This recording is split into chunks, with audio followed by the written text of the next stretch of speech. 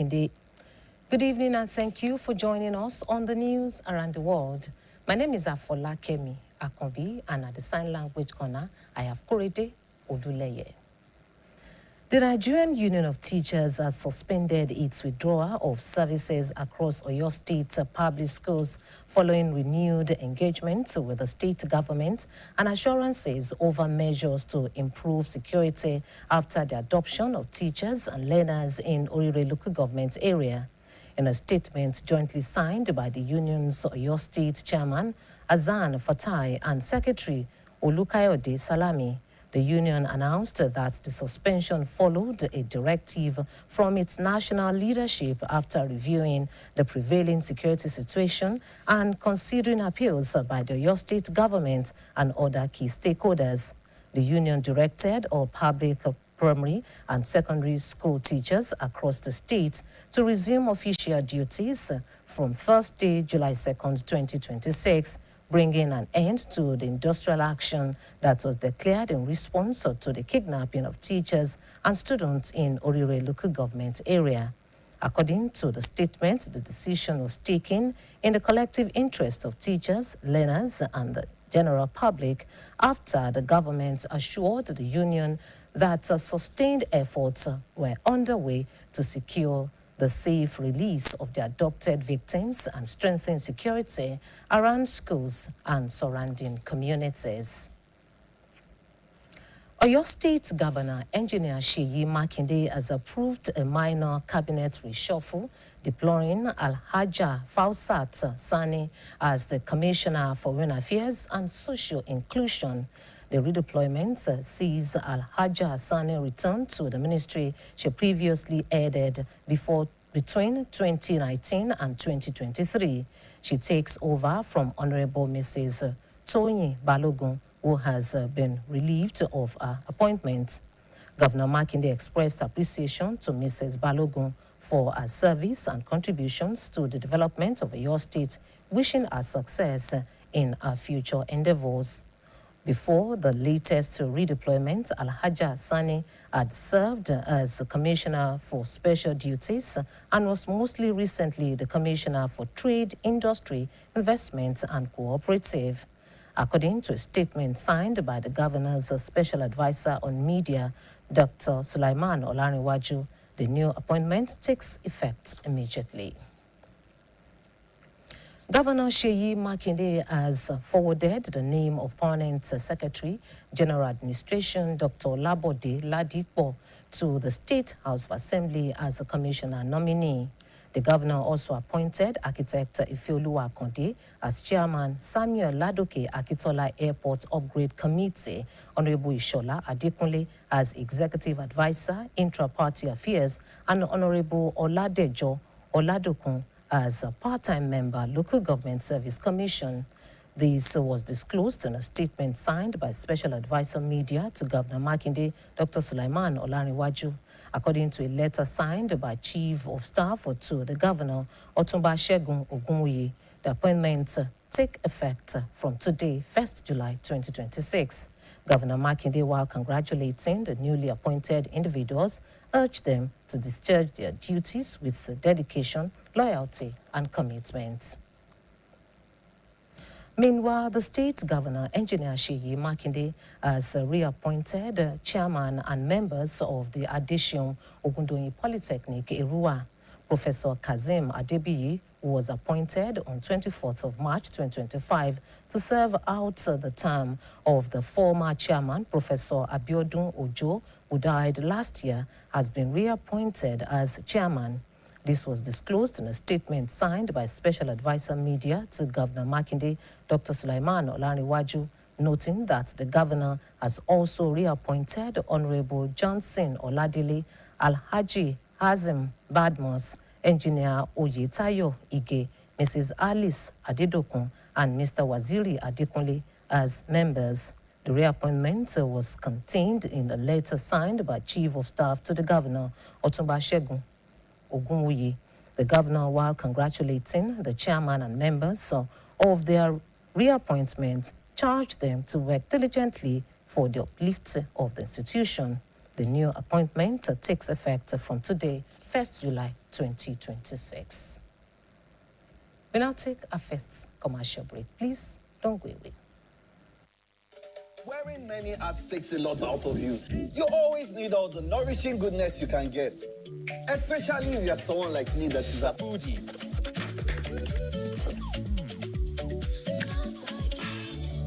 The ultimate meal companion. A PhD student. Rich in B vitamins for focus. Yes, we all need it. Because every side of you deserves to be nourished. The joys of life are found in moments. Moments that makes us wonder, then fill our hearts with laughter. Moments we risk it all for a craving, but the reward makes it all worth it. Moments when you remind everyone of your greatness. Moments when you feel like you need a hero. Then you realize you're the hero you've always needed. Collect 10 unique moments and win big in the My Indomie Moments promo.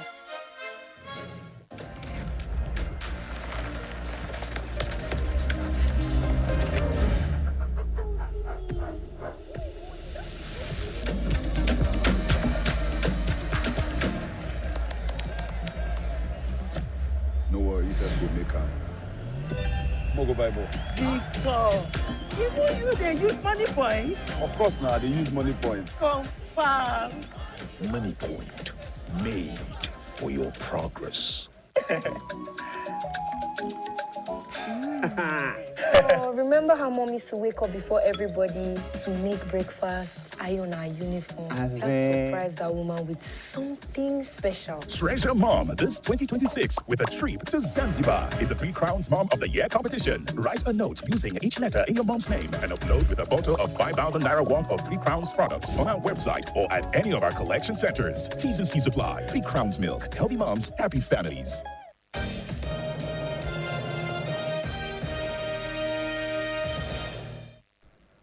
Glad to know you're still there. The governorship candidate of the Allied People's Movement, APM, in the state, Honorable Bimbo Adekombi, has begun a familiarization tour of party members across the state with a visit to the Ibarakwa zone. The visit, which gathered stakeholders from Ibarakwa North, Ibarakwa Central, and Ibarakwa East local government areas, was aimed at appreciating party faithful for their support and strengthening the party's grassroots structure ahead of the 2027 general elections. Staff reporter Adebayo Abdurrafi was at the Igbora Town Hall venue of the visits.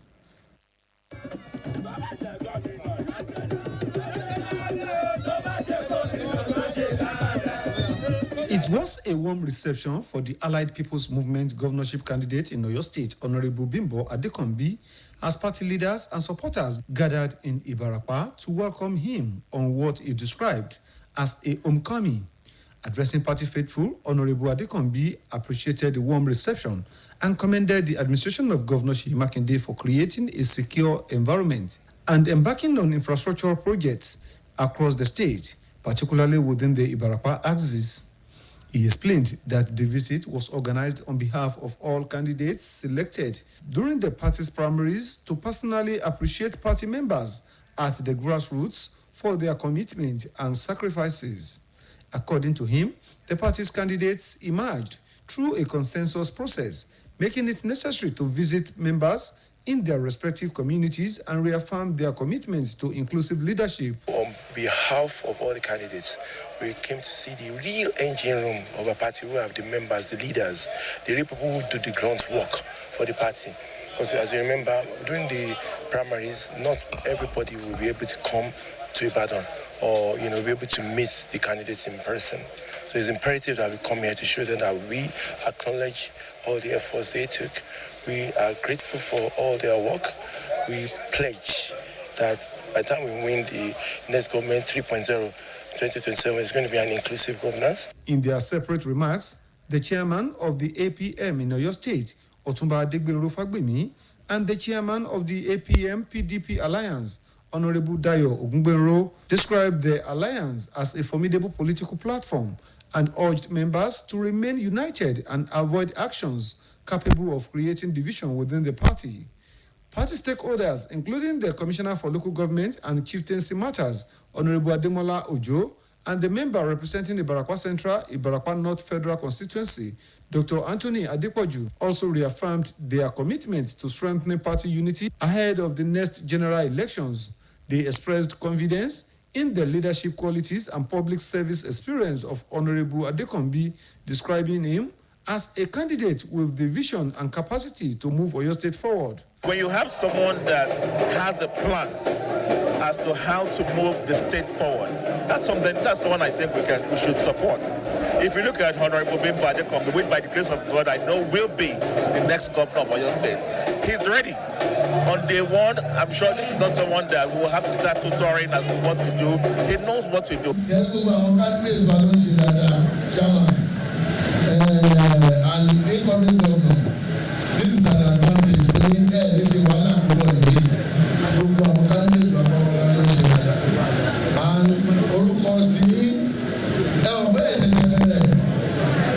senatorial district, the familiarization tour forms part of the APM's ongoing consultations and mobilization efforts across Oyo State as the party intensifies preparations for the 2027 general elections. Adebayo Abdurrafi, BCOS News. People interpret public statements differently depending on their perspectives and experiences. This was the view of the chairman of the Correspondents' Chapel of the Nigerian Union of Journalists, NUJ, Oyo State Council, Comrade Yinka Adeniro, and public affairs analyst Bright Richard, while discussing the topic, Mrs. Tinubu's grants, small-scale ventures, and the youth, on the BCOS Current Affairs Breakfast Program, AM120. Our reporter, Fidora Afolagwe, monitored the program and our reports. The grant initiative of Nigeria's First Lady, Senator Oluremi Tinubu, aimed at supporting small-scale enterprises, has continued to generate mixed reactions among Nigerians. While supporters described the intervention as a boost to youth entrepreneurship and economic empowerment, critics questioned its sustainability and its capacity to address the country's wider unemployment challenges.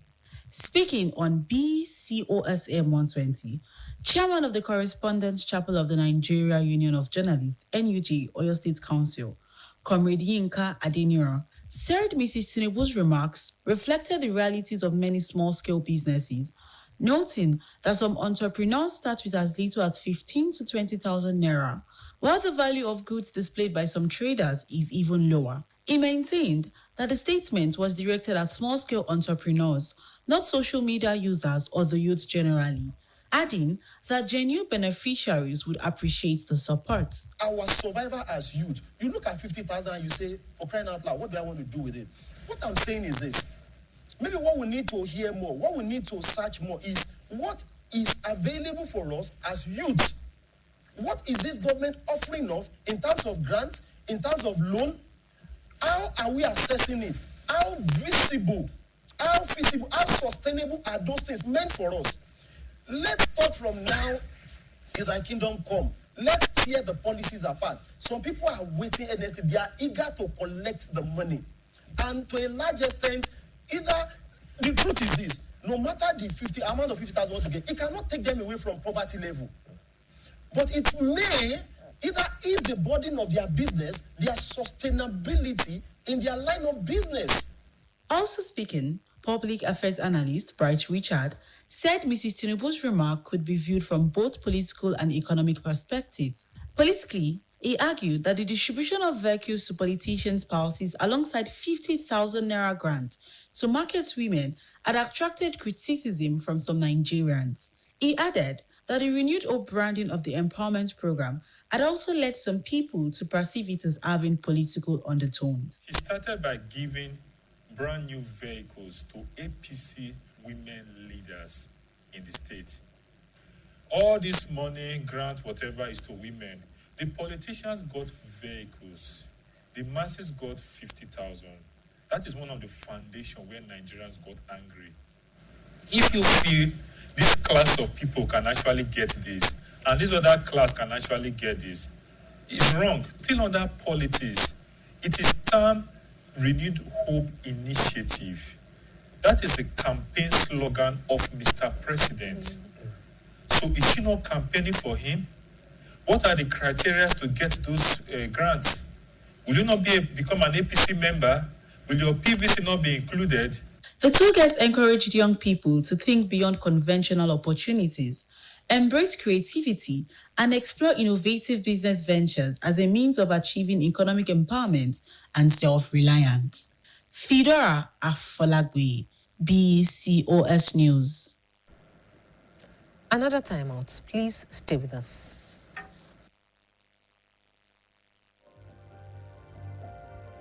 My skin is my identity, my strength. It's unique and deserves care made specially for me. New Nivea Radiant and Beauty Advanced Care with 5 oils and 5 vitamins. 48-hour nourishment. Helps reduce appearance of stretch marks in just 2 weeks. New Nivea Radiant and Beauty Advanced Care for your shade of beautiful.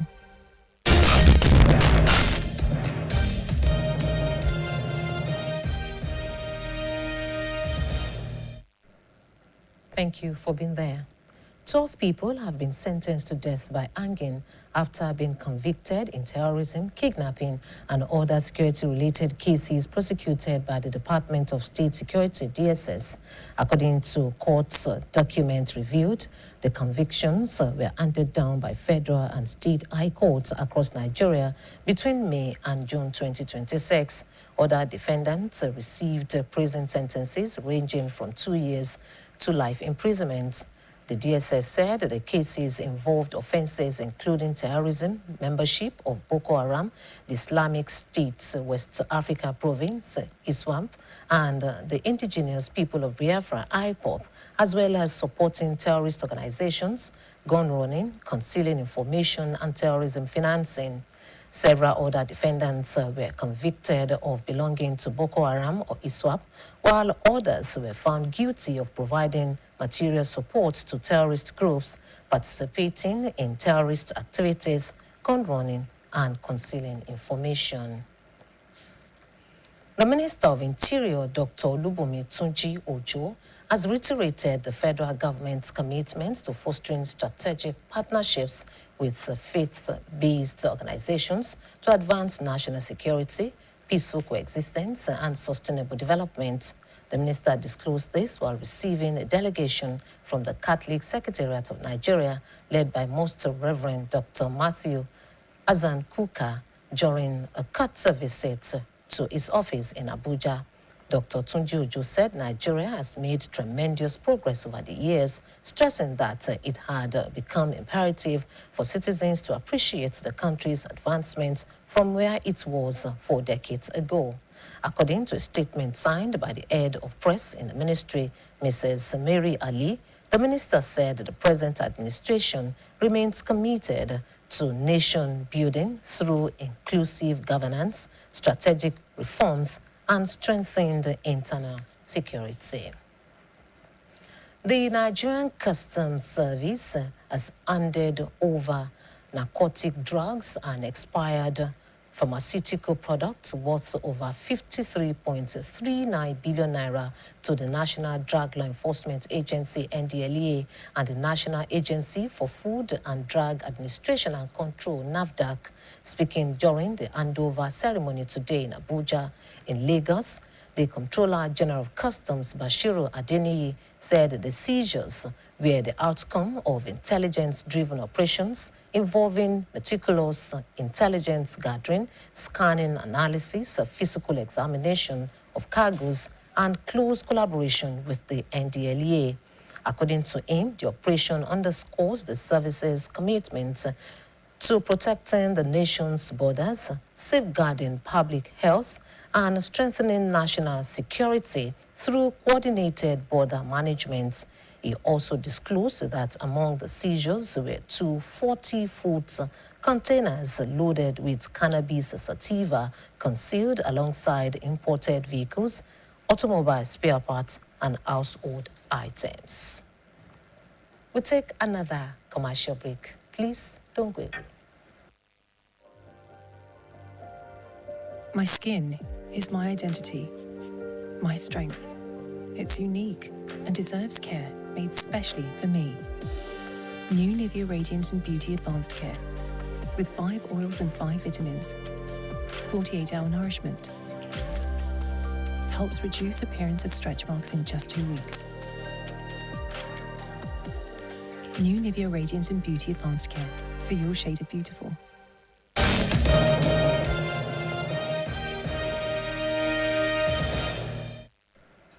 You're welcome back.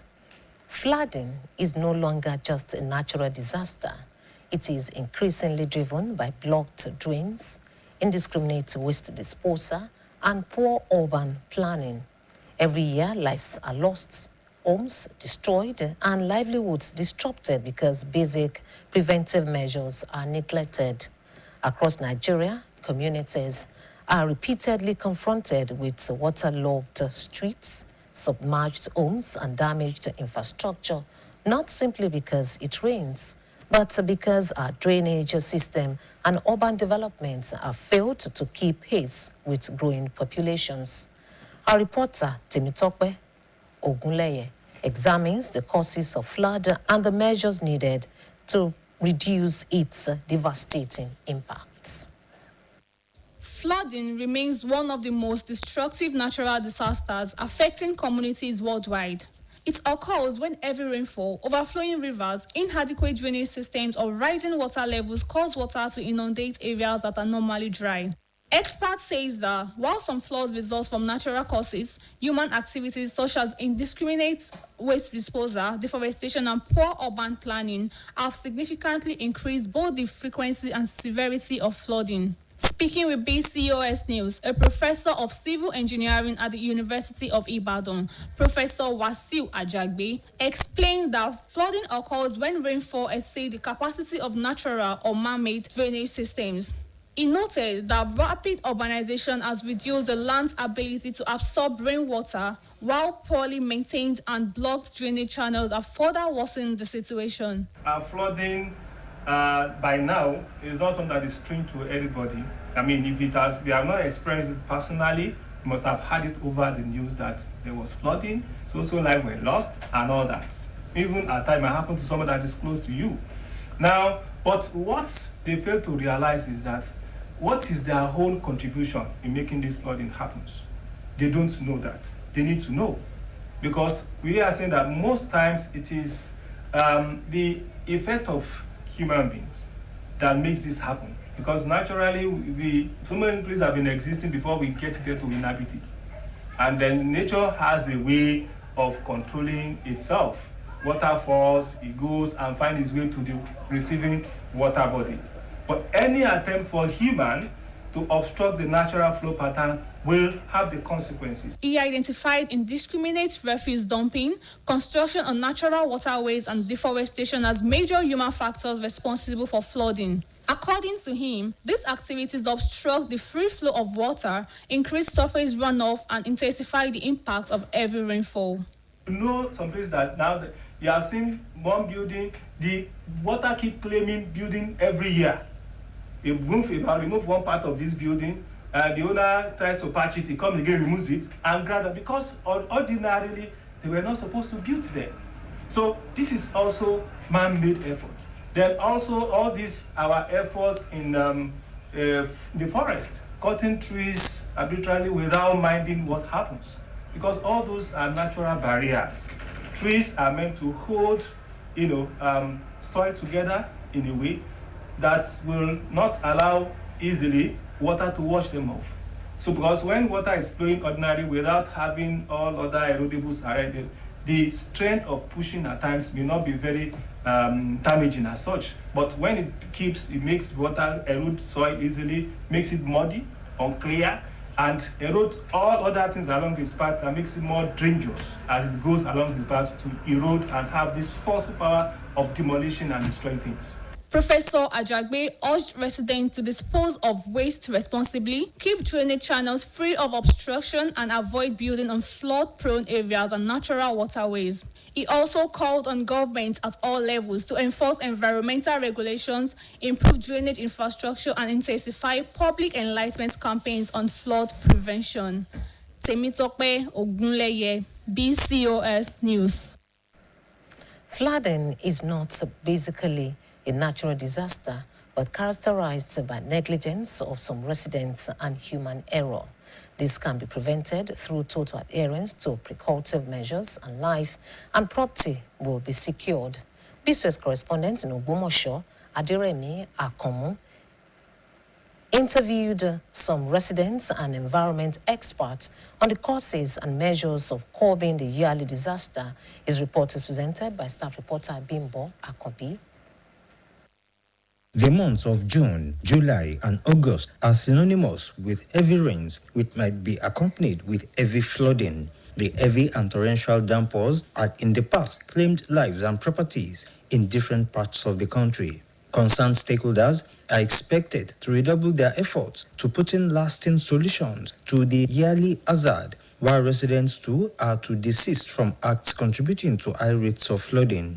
In separate interviews with BCOS News, Abel Adeleye and Adewale Moses agreed that some people are in the habit of dumping refuse into drains and river channels, making the rainwaters to overflow its right channels. They called on governments on their part to continue to take proactive measures, such as expanding dredging of waterways and providing refuse tanks or drums in strategic locations within towns and cities, while reintroducing weekly environmental sanitation exercises. à ń bẹ ìjọba tí irú kan báyìí tó bá tún wáyé padà gbogbo blockages tó wà lójú àgbàrá yìí kò ní lè ṣẹlẹ̀ gbogbo pé omi ń yalé because èmi náà tún wo àwọn fídíò míì ní àárọ̀ yìí tí mo dẹ̀ yé pé ó bani lọ́kàn jẹ́ properties wa dẹ̀ ní gẹ́gẹ́ bí ìjọba ṣe sọ wọ́n gbọ́dọ̀ máa protect lives and our property so à ń bẹ ìjọba nírú àsìkò yẹ jọ bí òjò ṣe ń rọ̀ yìí tó lẹ̀ ń ṣẹlẹ̀ kiri bí nǹkan ṣe ń bàjẹ́ yìí tún bá bá wá solutions èsì tá a máa ń ṣe environmental ní every week ó máa ran ìjọba lọ́wọ́ dẹ̀ máa ran aráàlú náà lọ́wọ́. ó ti bá ti rọ̀ báyìí gbogbo ojú kọ́tà ni ó dì fẹ́ẹ̀kan arọ àwọn èèyàn wa a sì rọ ìjọba náà kan ràn wá lọ́wọ́ láti bá wa ṣe ojútùú sí àwọn kìnìún nítorí wọ́n ń fa omi yalé tí omi tó yẹ kó mẹ́tọ̀ tó bá ti lè dí tí omi yalé yóò lè ṣẹlẹ̀ irú ìdòwò rárá náà sìn gbogbo títí ló blọọkù lálẹ́ pátápátá pẹ̀lú àgbàrá pẹ̀lú gbogbo ẹ̀. An environmental expert, Mr. Oluseyi Shangoniyi, expressed displeasure over acts of dumping refuse into drainages, an act which is harmful to human health, noting that the act is jeopardizing efforts of government in curbing flooding. Many people have cultivated the habit of dumping refuse on the drainage, and then that one usually led to blockage of the drainage system. As a result of that one, it will eventually lead to flooding, which usually cause destruction. I'm not satisfied with the attitude of our people. According to him, most of flooding incidents in the country are attributed to human errors because some people are contributing heavily to the hazard through their nonchalant attitude. He, however, called on residents to serve as complement agents to government efforts to find a lasting solution to the yearly disaster. Hypertension, commonly known as high blood pressure, is no longer a condition affecting only older adults. Health experts say an increasing number of young people are now being diagnosed with the condition, largely due to unhealthy lifestyle choices, raising concerns about the need for greater awareness, early detection, and prevention. Our reporter, Abimbola Ashawande, examines the factors behind the growing trend and the steps needed to reverse the trend. Cases of hypertension among young adults are on the rise, prompting concerns among health professionals who warn that unhealthy lifestyle habits are putting many at risk. Medical experts identify poor eating habits, physical inactivity, stress, and inadequate sleep as some of the major factors contributing to the increasing prevalence of the condition. Medical experts identify poor eating habits, physical inactivity, stress, and inadequate sleep as some of the major factors contributing to the increasing prevalence of the condition. A professional nurse, Mrs. Odekunle Christiana, attributed the growing incidence of hypertension among young adults to unhealthy lifestyles, poor nutrition, lack of regular exercise, stress, insufficient sleep, and hereditary factors.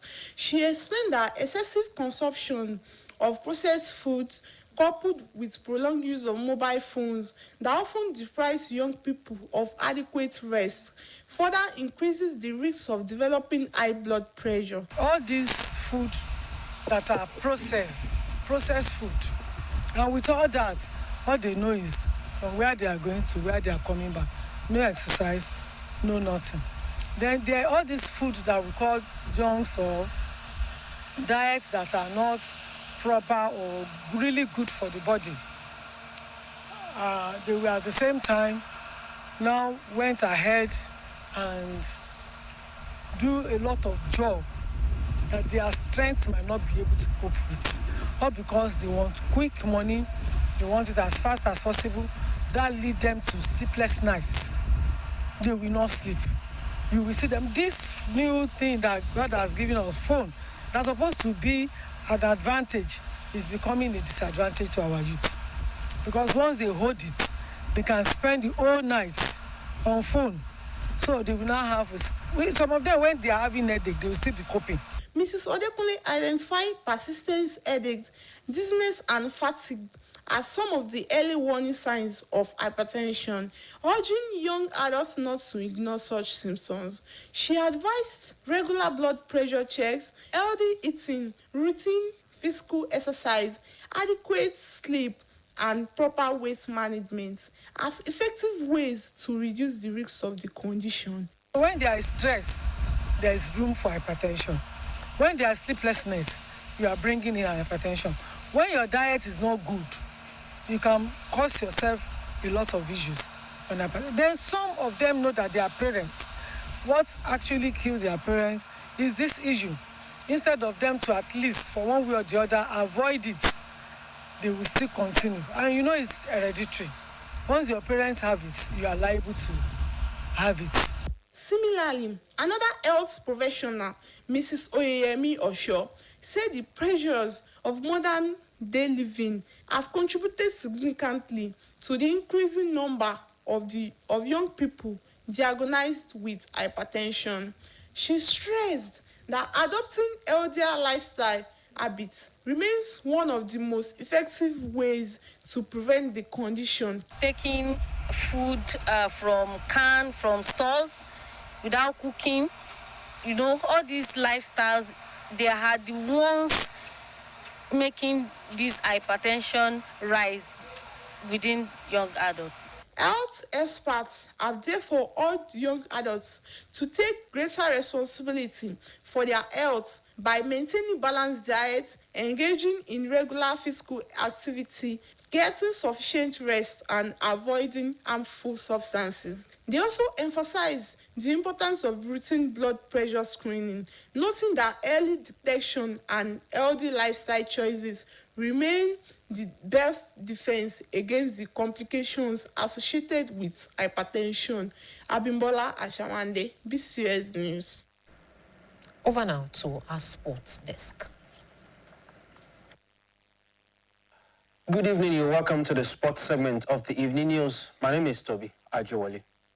The Oyo State Sports Council, in partnership with the NDLEA Zone 9, held a major sensitization program at the Lekon Salami Stadium in Ibadan to mark the 2026 International Day Against Drug Abuse and Illicit Trafficking. Athletes, coaches, officials, and sport administrators gathered for the event, which focused on the dangers of drug abuse, the promotion of clean sport, and healthy lifestyle choices. The 2026 global theme is the World Drug Problem, Persisting Issues, New Challenges, Innovative Responses. Oyo State Sports Council General Manager Mrs. Olubisi Jejelola Adegoke commended Governor Seyi Makinde for his support for sport development. NDLE officials led by ACGN Obani Sylvester Adeoye delivered strong warnings against performance-enhancing substances and urged athletes to become anti-drug ambassadors. A detailed lecture by Officer Ogungberu George Tosin highlighted real-life consequences using examples like Paul Pogba and Diego Maradona, followed by an interactive question and answer session.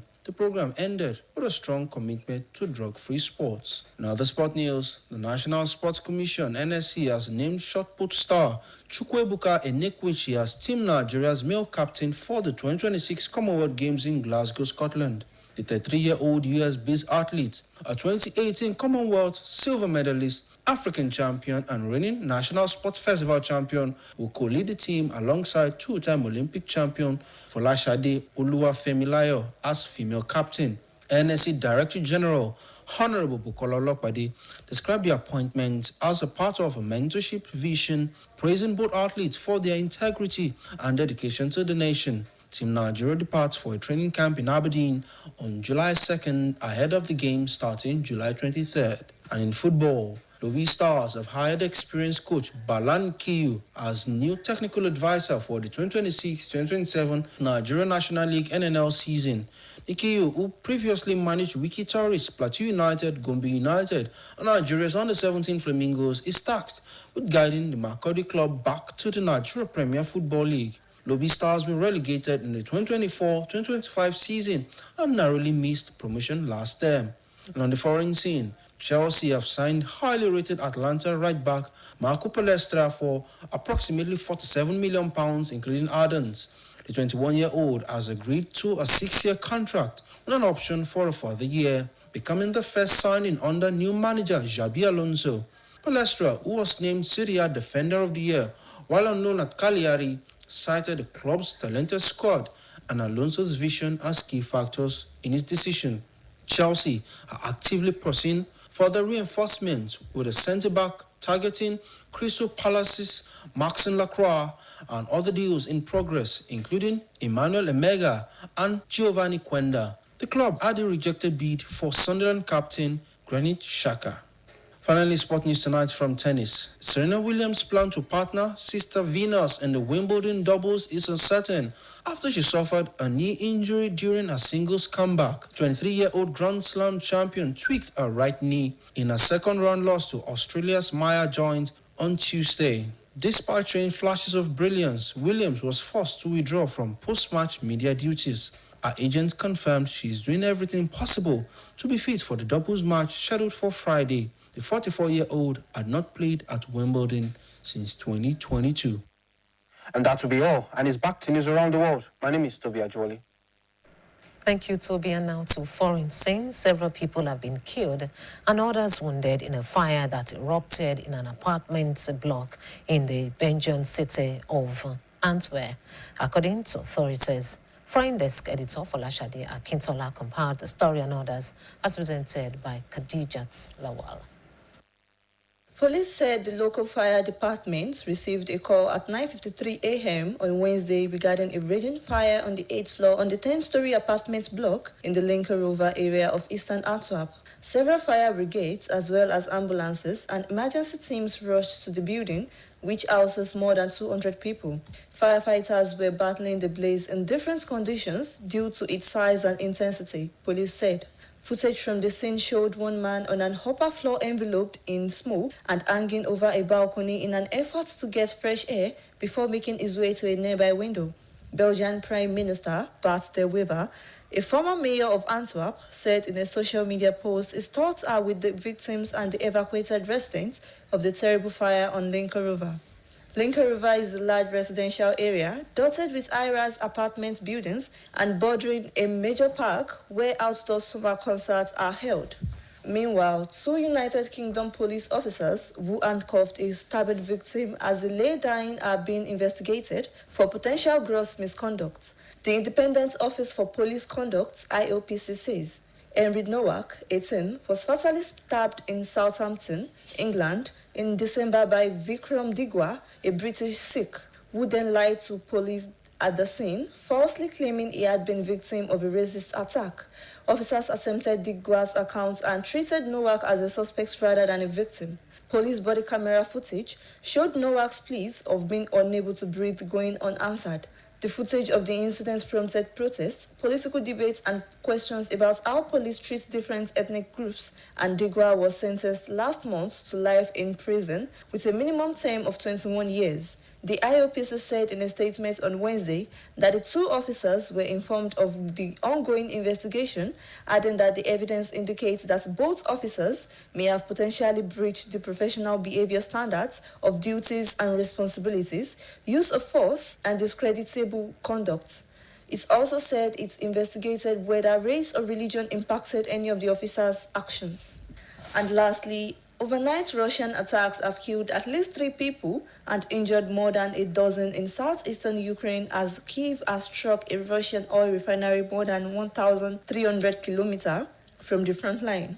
Russia attacked the Dnipropetrovsk region with drones early on Wednesday, damaging 5 petrol stations and killing a woman, Governor Alexander Amzar said. A separate attack late on Tuesday in Zaporizhia, the capital of the neighboring Zaporizhia region, killed 2 people, Ukrainian media reported. President Volodymyr Zelensky said in a statement that Ukraine targeted an oil refinery in Ufa, in southern Russia, and what it described as a strategic facility of Russia's military-industrial complex in the Penza region. A day earlier, Russia said it shot down 419 Ukrainian drones over the country, including the Moscow region, where authorities said a 6-month-old was killed. Kyiv had stepped up its long-range drone strikes against Russia in recent months as Moscow's full-scale war against Ukraine has dragged on for almost 4.5 years. Khadija Lawal, BCOS News. To end the news tonight, here again are the main points. The Nigerian Union of Teachers has suspended its withdrawal of services across Oyo State public schools following renewed engagements with the state government and assurances over measures to improve security after the adoption of teachers and learners in Orire local government area. Oyo State Governor, Engineer Sheyi Makinde, has approved a minor cabinet reshuffle, redeploying Alhaja Fausat Sani as the Commissioner for Women Affairs and Social Inclusion. 12 people have been sentenced to death by hanging after being convicted in terrorism, kidnapping, and other security-related cases prosecuted by the Department of State Security, DSS. And on the foreign scene, several people have been killed and others wounded in a fire that has erupted in an apartment block in the Belgian city of Antwerp, according to authorities. BCOS TV is now a Niger TV app, and you can watch us from any part of the world. If you see something suspicious, alert the authority for timely response. Be vigilant. Thank you very much for watching the news around the world. Good evening.